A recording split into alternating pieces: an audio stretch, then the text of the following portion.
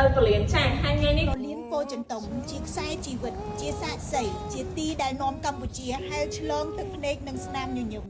ហើយក៏ជាស្ពានដែលនាំសម្លេងរបស់កម្ពុជាទៅកាន់ពិភពលោកប៉ុន្តែពេលនេះទីបញ្ចប់បានមកដល់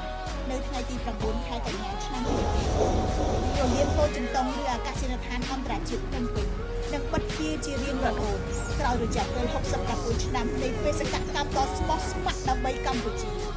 ថ្ងៃនេះមកដល់ប្រជាជនខ្មែរនឹងខ្សឹបលាយ៉ាងស្ងៀមស្ងាត់ខណៈដែលពលរដ្ឋជាច្រើនក៏អបអរអាកាសយានដ្ឋានថ្មីដ៏ទំនើបស៊ីវិល័យចាប់តាំងពីឆ្នាំ1959មករលៀនពោចិនតុងបានកំដរកម្ពុជាឆ្លងកាត់ស្ទើរគ្រប់សម័យកាល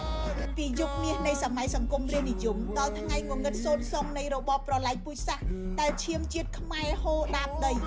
មនុស្សម្នារត់គេចកម្ពុជាឯកាតែអាកាសយានដ្ឋាននេះនៅឈរជាស្ពានភ្ជាប់ជើងមេឃ